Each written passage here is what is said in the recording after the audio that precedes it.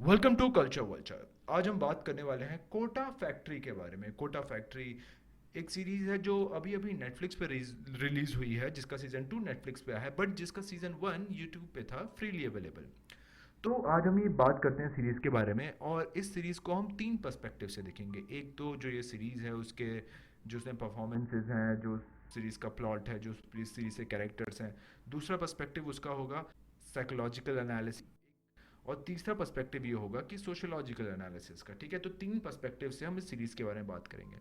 तो basically Kota factory, इसका season 2 अभी आया है। सीजन 1 जो था उसमें एक लड़का था जो कोटा में आता है। कोटा एक शहर है राजस्थान का, जिसमें बच्चे आईआईटी जेई की प्रिपरेशन करते हैं। तो उस टाउन में होता यह है कि बच्चे काफ़ी काफ़ी कोचिंग इंस्टीट्यूट्स को ज्वाइन करते हैं, वहाँ पे आईआईटी जेई की कोचिंग करते हैं। All in all it's a very sad and depressing reality, because जो आईआईटी जेई की कोचिंग होती है वो बहुत ही हार्ड होती है, और जो कोचिंग इंस्टीट्यूट्स होते हैं उनके रूल्स और भी स्ट्रिक्ट होते हैं और पढ़ाई और भी ज़्यादा हैवी होती है। और बच्चे वहाँ पे आते हैं, some of them without their parents, most of them without their parents और any kind of support, and they find it very difficult to survive in that place. और कोटा फैक्ट्री उसी के बारे में है। कोटा फैक्ट्री एक स्टूडेंट जो आता है अपने टाउन से, कोटा शहर में आता है, और वहाँ पे वो आईआईटी जे की कोचिंग कर रहा होता है। वहाँ पे उसको बहुत ही ट्रबल फील करता है, वो बहुत ही लोनली फील करता है। वो उसके दोस्त भी ज़्यादा अच्छे नहीं बनते, उसको हॉस्टल पसंद नहीं आता। आई थिंक ऐसा सीज़न 1 में दिखा है। बट धीरे धीरे करके वो फ्रेंड्स बनाता है, लोगों से उसकी दोस्ती होती है, और वहाँ का जो एक्सपीरियंस होता है उसके लिए बेरेबल बन जाता है, उसको एक सो अब आप देखोगे कि इस सीरीज़ में जो इंडिविजुअल कैरेक्टर्स हैं ना, उनकी लाइफ इतनी ज़्यादा मैटर नहीं करती जितनी ज़्यादा जो उस सीरीज़ में सोशोलॉजिकल रियलिटी दिखाई है वो ज़्यादा मैटर करती है। जिस तरह से उस सीरीज़ में दिखाया है कि how do this, what kind of trials and tribulations do the students have to go through to to survive in this kind of place. आपको वो सीरीज देख के पता चलता है। आपको स्टूडेंट्स की लाइफ में आप ज़्यादा इन्वेस्टेड नहीं हो, रादर देन आप एक्चुअली में जो सीन है, जो स्पेस है कोटा का, उसको देख के आप ज़्यादा आपको ज़्यादा आइडिया, क्लियर आइडिया हो जाएगा कि एक्चुअली में what it does to the students. और जो भी आप देखोगे, जो भी कैरेक्टर में डेवलपमेंट आता है, जो भी कैरेक्टर में चेंज आता है, वो सारा का सारा आता है because of that place itself, because of that very harsh oppressive place which is Kota. And उसमें क्या कहते हैं, बच्चों के कैरेक्टर कैसे चेंज होते हैं, उसमें बच्चे कैसे अपने आप को प्रेशराइज फील करते हैं। तो पहला सीज़न कुछ ऐसा होता है कि कि कोचिंग इंस्टीट्यूट्स होते हैं, वो बच्चों को तैयार करते हैं आईआईटी जेई के लिए, बट कोचिंग इंस्टीट्यूट्स में घुसने के लिए भी कंपटीशन होता है। सो जो हमारा प्रोटैगनिस्ट है वो आता है, वो एक कोचिंग इंस्टीट्यूट, जो टॉप कोचिंग इंस्टीट्यूट है, उससे रिजेक्ट हो जाता है। तो वो किसी और कोचिंग इंस्टीट्यूट में एडमिशन ले लेता है, और फिर वहाँ पे he works is way through the better coaching institute, और जहाँ पे वो उसका एडमिशन by season 6 हो जाता है. So his mission is accomplished, and season 2 takes forward from that, and it's his life in that new coaching institution, and things that usually happens in Kota. In terms of the plot, nothing moves much, but there is a lot going on in the story, there is a lot going on in that place, जिससे कि आप थोड़े attach रहते हो उस चीज़ से। अगर कोई भी इंसान होगा जिसने साइंस की पढ़ाई की होगी, या फिर किसी ने 11वीं 12वीं में साइंस की पढ़ाई की होगी, या फिर किसी ने इंजीनियरिंग की पढ़ाई करी होगी, तो वो इस एक्सपीरियंस से बहुत ज़्यादा रिलेट कर पाएगा। क्योंकि एक तरह से जो साइंस के स्टूडेंट्स होते हैं हमारे देश में, उनका उनके एग्जिस्ट होने का सिर्फ एक पर्पज़ होता है, वो ये है आईआईटी जेई को क्लियर करना। If you're doing anything less than that, you're considered a loser. If you're not an engineer, you are considered a loser. Even though science की बहुत सारे ब्रांचेज हैं, साइंस से बहुत सारी चीज़ें, रिसर्च में बहुत सारी चीज़ें खुलती हैं, बट हमारी कंट्री में, because we are that kind of a country जो कि बहुत मटीरियल ऑब्सेशन बहुत ज़्यादा है वहाँ पे, maybe because we are a poor country, so इसलिए जो माँ बाप होते हैं, जो अपनी लाइफ में बहुत कुछ नहीं कर पाते, वो अपने बच्चों को प्रेशर डालते हैं कि बेटा तू तू तू तू जा आईआईटी जेई कर, तेरी लाइफ का मकसद ही है बेटा, तू आईआईटी जेई कर, हमने तुझे पाला है, पोसा है, इतना बड़ा किया है। तो बच्चे को गिल्ट ट्रिप पहले पेरेंट्स करते हैं, उसके बाद उस गिल्ट ट्रिप सोचता है, बच्चा इंटरनलाइज कर लेता है इस चीज़ को, और वो सोचता है कि no, I have to reward my parents by getting admission into IIT JEE, I have to get admission into IIT JEE. तो जो पेरेंट्स का आइडिया होता है, बच्चा उसको इस तरह से इंटरनलाइज कर लेता है कि वो खुद चाहता है कि वो आईआईटी जेई जाए। तो कि इस तरह से बहुत सारे बच्चों की रियलिटी होती है हमारी कंट्री में, जो आईआईटी जेई में एडमिशन लेते हैं, because they wanted to fulfil their parents expectation, and if not parents expectation, society's expectations. There are very few kids who are genuinely interested in science, लेकिन हमारे यहाँ तो साइंस के लिए इंटरेस्टेड ही नहीं किया जाता ना बच्चों को।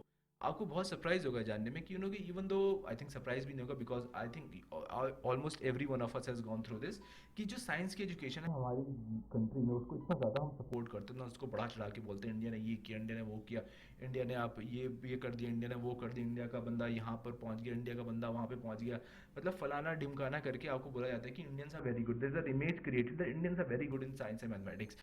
बट आप वही चीज़ देखोगे ना कि प्रैक्टिकल लेवल पे, स्कूल लेवल पे, so very few students actually know कि इसको हम प्रैक्टिकली कहाँ अप्लाई करें, और उसमें उनकी कोई गलती नहीं होती, because our education system is gear towards rote learning. Even still in this present age जहाँ पे एप्लीकेशन बहुत ज़रूरी है, हमारी कंट्री में रोट लर्निंग पे ज़्यादा फोकस है, हमारी कंट्री में रोट लर्निंग में फोकस है। तो होता ही है कि जब स्टूडेंट इस माइंडसेट से आते हैं, उनका ये माइंडसेट 11th 12th से शुरू हो जाता है कि 11th 12th में जैसे ही वो एंटर करते हैं, वैसे ही वो एग्जाम एग्जाम एग्जाम देते रहते हैं। ऐसा लगता है कि लर्निंग का सिर्फ एक पर्पज है, एग्जाम देना, एग्जाम क्लियर करना। आप उस कॉन्सेप्ट को, उन कॉन्सेप्ट किस तरह से इम्बाइब कर रहे हैं वो मैटर नहीं करता, बट ये मैटर करने लग जाता है कि आप एग्जाम में क्या करके आ रहे हो। नो मैटर अगर आप उस कॉन्सेप्ट को इतना ज़्यादा इंटरलाइज कर चुके हो कि अपने रियल लाइफ में आप वो कॉन्सेप्ट देख सकते हो, कि जैसे सिस्टम ही ऐसा है जो आपको रोड लर्निंग टुवर्ड्स गियर करता है, ठीक है, कॉन्सेप्चुअल अंडरस्टैंडिंग ऑफ थिंग्स पे नहीं गियर करता है, because conceptual understanding without practical knowledge is not possible. आप कॉन्सेप्ट को इम्बाइब ही नहीं कर सकते जब तक आप उस चीज़ की प्रैक्टिकल नॉलेज अपने अंदर इम्बाइब नहीं करते हो। तब तक आपको कॉन्सेप्ट समझ में ही नहीं आएंगे, तब तक आप इसको सोचोगे कि ये मैं ऐसा होता है और ऐसा होता है, आपकी एप्लीकेशन आ ही नहीं पाएगी। एंड क्योंकि एप्लीकेशन हम लोग सीख नहीं पाते हैं, जो साइंस के हार्ड कॉन्सेप्ट्स होते हैं, इसलिए हम लोग जाते हैं कोचिंग इंस्टीट्यूशंस में उन एग्जाम्स की तैयारी करने के लिए, जिससे हम आईआईटी या जो भी कोचिंग इंस्टीट्यूट है उसमें जाएंगे, क्योंकि हमारे पास हमें एप्लीकेशन नहीं है, क्योंकि हमने कॉन्सेप्ट्स इम्बाइब नहीं करे। इस वजह से हम जाते हैं कोचिंग इंस्टीट्यूशंस के पास, और कोचिंग इंस्टीट्यूशंस जो होते हैं वो सिर्फ और सिर्फ एक पर्पज़ है आपका, उनका पर्पज़ है आपको आईआईटी, जिस चीज़ के लिए आपने पैसा दिया है उस चीज़ का आपको रिटर्न देना, वो है आईआईटी के इंस्टीट्यूट में आपका एडमिशन कराना। They don't care about the mental health of a student, they don't care about the physical health of the student. आपने सीरीज में भी देखा होगा कि बच्चे जो कोटा में बैठे हैं वो उनका खाना भी अच्छा नहीं है, और उनको कभी कोई फिजिकल एक्टिविटी करते हुए नहीं दिखा है, वो कभी खेलते नहीं है, वो they don't exercise at all. तो यार जब एक्सरसाइज नहीं करेगा बंदा, जब उसका खाना ठीक नहीं होगा, सो बॉडी से वो अनहेल्दी है, तो वो इतना इंटेलेक्चुअल वर्क कैसे करेगा। जो पूरा कोटा का सिस्टम है वो स्टूडेंट को एक स्लेव मेंटालिटी बनाता है, एक पूरी स्लेव मेंटालिटी बनाता है। वो इसलिए क्योंकि जब आप इतनी छोटी एज में ना, इतनी छोटी एज में जब आप किसी एक एक्सटर्नली इतने बड़ी चीज़ के लिए जब आप हार्ड वर्क करते हो, जैसे कि हो गया कि आईआईटी जेई का एडमिशन हो गया, कोई भी एंट्रेंस एग्जाम हो गया, तो बेसिकली ये so hard for this, because if I do not get it, because आप ऑफ कोर्स उतनी ज़्यादा कि आप अपने आप को एकदम लिमिट तक पुश करो, आप उसी के लिए करते हो जिसके लिए बिना आप रह नहीं सकते। ठीक है, तो बच्चे अपने आप को उतने लिमिट तक पुश करते हैं, उनकी उस एक्सटर्नल वैल्यू पे इतनी ज़्यादा उनका फोकस होता है, इतना ज़्यादा एफर्ट होता है कि अगर वो उस चीज़ को पा भी लेते हैं तो पूरी लाइफ लॉन्ग वो एक्सटर्नल चीज़ों पे डिपेंड रहते हैं जो उनको हैप्पीनेस दे, जो उनको अचीवमेंट की फीलिंग दिलाए।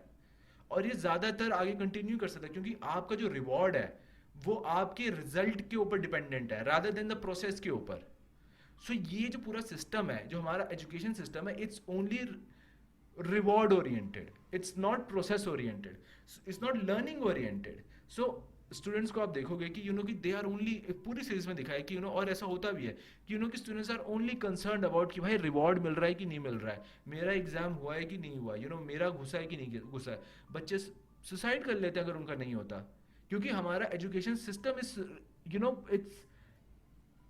इट्स reward oriented कि if you are getting the reward that means you have achieved something, if you are not getting the reward then you are nothing. That is what our education system is geared towards. और होता ही है कि एक बहुत तरह से एक स्लेव मेंटालिटी क्रिएट करता है कि आप जिंदगी भर एक्सटर्नल वैल्यूज पे डिपेंड करते हो अपनी हैप्पीनेस के लिए, आप एक्सटर्नल रिवॉर्ड्स पे डिपेंड करते हो अपनी हैप्पीनेस के लिए, और जिस दिन वो आपके पास नहीं होगा तो आप अपने आप को एकदम लूजर फील करोगे। ऑफ कोर्स आप एग्जांपल दोगे सत्य नडेला, वो क्या कहते हैं सुंदर पिचई, अरे यार इतने बिलियंस है हम लोग, ठीक है, उसमें से एक दो ऐसे लोग निकल गए तो कैसे कौन सा पहाड़ उखाड़ लिया हम लोगों ने। You understand this. तो यार हमारी जो थिंकिंग है वो से इतनी ज़्यादा नैरोड कर दी जाती है इतनी यंग एज में कि और इसी का रीज़न है कि हम आगे जाके रिस्क टेकिंग नहीं ले पाते, क्योंकि हमें लगता है कि जो सोसाइटी ने बताया है, जो हमारा सिस्टम बता रहा है हमें चीज़ें, वही एक जगह है, वही एक रास्ता है, उसी तरह से चलना चाहिए, उसी तरह से आगे बढ़ना चाहिए. दैट इज वाई वॉजनियाक ने जब कह दिया कि Indians are not creative people, all India went erupt, how could you say this, how could you say this, that Indians are not creative, but it's a reality that we Indians are the least risk takers in the entire world, even though we have the most number of population. उसकी उसका मतलब उसका ये होना चाहिए कि हम सबसे ज़्यादा रिसोर्सेज हैं, सबसे ज़्यादा इंटेलेक्चुअल कैपिटल भी हम प्रोड्यूस कर सकते हैं, but we don't do that. हम किसी की बनाए हुए एक स्ट्रीमलाइन थिंकिंग पे चलते हैं और वहीं पे आगे बढ़ते हैं. एंड देन फिर वो कहते हैं कि यार इंडिया में कुछ नया क्यों नहीं होता, India is on why Indians are not creative. So that is a reason. Next point कि यार ये ऐसा होता क्यों है, कि ये क्या रीज़न है कि माँ बाप जो है वो बच्चों को इस तरह से इस ऐसी जगह पे भेजते हैं जहाँ पे बेसिकली उनका एक्सप्लॉयटेशन होता है. एंड सीरीज में कोटा फैक्ट्री जो उसका नाम दिया वो बहुत सही है. I think it's inappropriate नाम, because it is indeed a factory. What is the need? So होता ही है कि मोस्ट ऑफ द केसेस में कि जो पेरेंट्स अपने बच्चों को भेजते हैं उनके अंदर खुद एक बहुत इनेट अनअकम्पलिशमेंट की एक फीलिंग होती है कि उन्होंने कुछ अकम्पलिश नहीं किया. तो वो अपने बच्चे को फोर्स करते हैं कि बेटा तू जा, तू करेगा हमारे लिए, तू करेगा हमारे लिए, you will win the rewards for us. आपने सुनी होगी ना प्रहलाद की कहानी, कि उसके दो अंधे माँ बाप थे, उन्होंने बोल दिया कि बेटा जा कंधे पे उठा और हमें चार धाम घुमा के लिया. वो बेचारा कंधे पे लेके जा रहा था और उसके बाद दशरथ ने पानी पी रहा था, पानी इकट्ठा करा था अपने माँ बाप के लिए, और उसको दशरथ ने तीर मार के मार दिया. उसे लगा ये तो कोई हिरण है. तो आप देखो इस स्टोरी को ऐसे इंटरप्रेट किया जाता है जैसे कि कि ओ देखो कितना अच्छा था, प्रहलाद नाम था, हाँ प्रहलाद नाम, वो अपने बच्चे अपने पेरेंट्स को कंधे पे उठा के लेके जा रहा था, देखो कितना अच्छा था. लेकिन आप एक्चुअली में देखोगे ना, उसका एक इंटरप्रिटेशन ये भी हो सकता है कि उसके माँ बाप अंधा इसलिए दिखाया है, इट्स अ मेटाफर, कि वो लोग इतने अंधे थे, दे कुड नॉट सी कि there child is suffering, they could not see that their child is suffering. और उसके ऊपर उन्होंने सारा प्रेशर डाल दिया है कि बेटा जा हमें चार धाम पे घुमा ले. भाई तुम कहीं नहीं जाते तो कुछ हो जाता, but they just did not think about it. वो 17-18 ईयर ओल्ड लड़का वो जा रहा है कंधे पे उठा के अपने पेरेंट्स को चार धाम घुमाने, निकल भी जाता है. ठीक है. सो आप ये देखो ना कि जो हमारे मोस्ट ऑफ द पेरेंट्स हैं इस देश में, कि आज can they not see that their child is suffering, can they not see how much of turmoil they put their children to, but they still do it. Why? Because they want to uplift themself through their children. That's what they can do. एक ये reason होता है. दूसरा हमारा education system है, जो CBSE का system है वो बहुत ब्रोकन है. तो आप ये देखोगे क्योंकि सीबीएसई जो है वो बहुत ही लार्ज नंबर ऑफ पॉपुलेशन को केटर करता है. वो सिर्फ कुछ बच्चों को केटर नहीं करता जो आईआईटी जेई में इंटरेस्टेड होते हैं, वो एक लार्ज नंबर ऑफ स्टूडेंट्स को केटर करता है. तो जो आईआईटी जेई के जो स्टूडेंट्स हैं, जिनको आईआईटी जेई की प्रिपरेशन करनी है, जिनको कोई हार्ड एग्जाम्स की प्रिपरेशन करनी है, CBSE is not a very conducive. CBSE का सिलेबस और आईआईटी जेई का जो सिलेबस है उसमें बहुत ही बड़ा गैप होता है. और वो गैप होता है इसलिए कोचिंग इंस्टीट्यूट बीच में आ जाते हैं, and they do the job of coaching institute. So you understand that कि कि ये कोचिंग इंस्टीट्यूट्स जो है ना, इनकी एक ऑर्गेनिक नीड इसलिए पैदा हुई है क्योंकि हमारे एजुकेशन सिस्टम में बहुत बड़ा फ्लॉ है. हमारा एजुकेशन सिस्टम क्योंकि वो सबको केटर करता है, तो वो उन बच्चों के लिए उसका करिकुलम नहीं बना पाता जो शायद कॉम्पिटिटिव एग्जाम्स के लिए इंटरेस्टेड हैं, जो शायद एक्चुअली में इंटरेस्टेड है आईआईटी जेई में जाने के लिए, जो एक्चुअली में पैशनेट है इंजीनियरिंग को लेके. I also don't understand one thing कि कि ओके ठीक है, even if some students can not get in to the institution, and some students spend their very good amount of time to get into these institutions. What I don't understand is that if you're really passionate about engineering, or if anybody is passionate about anything, why don't you learn the skills required to become that thing, rather than waiting to get into an institution. एक exam देने के चक्कर में आपके उस समय बहुत कुछ हो सकता है. An exam can not decide how intelligent you are, and आपका एप्टीट्यूड क्या है, आपकी एबिलिटी क्या है. No exam in the world can जज it. Okay, no exam can जज it. But in our country एक एग्जाम जो है वो लोगों की लाइफ डिसाइड करने लग जाता है. कि अरे ये एग्जाम है ना, ये नहीं कर पाए, मतलब एक डिफाइनिंग मोमेंट की वजह से आपके जो गोल है वो बता दिया जाता है कि नहीं भाई आप ये अपना गोल परस्यू कर सकते हो या नहीं परस्यू कर सकते हो. Just one defining moment. And you fail. अगर आप सेलेक्ट हो गए तो सेलेक्ट हो गए, फेल हो गए तो भाई आपको 1 साल वेट करना पड़ेगा. तो यू अंडरस्टैंड दिस का सिस्टम कितना फ्लॉड है हमारी कंट्री में. कि हमारी कंट्री में सिर्फ आईआईटी जेई की बात नहीं कर रहा हूँ मैं, बाकी कितने सारे एग्जाम्स होते हैं. हमारा जो यूथ है वो बहुत मेहनत करता है. मैं I don't believe somebody comes up and said कि ये तो काम नहीं करता, काम नहीं करता। भाई बहुत काम करते हैं लोग।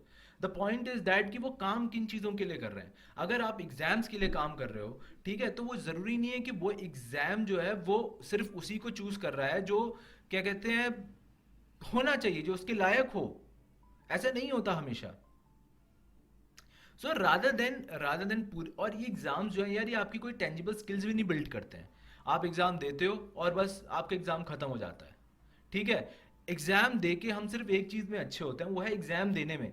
एंड इसकी इन एग्जाम्स को क्लियर करने से आपकी एक भी स्किल नहीं बनती है, एक्सेप्ट फॉर एग्जाम और देने देने की स्किल। आप उसके अलावा और कोई स्किल अक्वायर नहीं करते हो। So you have to understand this thing, कि रादर देन इन एग्जाम्स पे अपनी पूरी लाइफ, और हमारे जो यूथ है देश का, वो good chunk of the youth वो इन एग्जाम्स को निकालने में लगा देता है। अब आप देख लो यहाँ पे सबसे बेसिक जॉब पोजीशन से लेके सबसे हाई पोजीशन के लिए हर चीज़ के लिए एग्जाम है। सो it's not a criteria through which they select people, it's a criteria through which they reject people. It's a method of rejection, not selection. They're looking for a way to reject you, not to select you, not to find your qualities, but to find faults in your exam or whatever.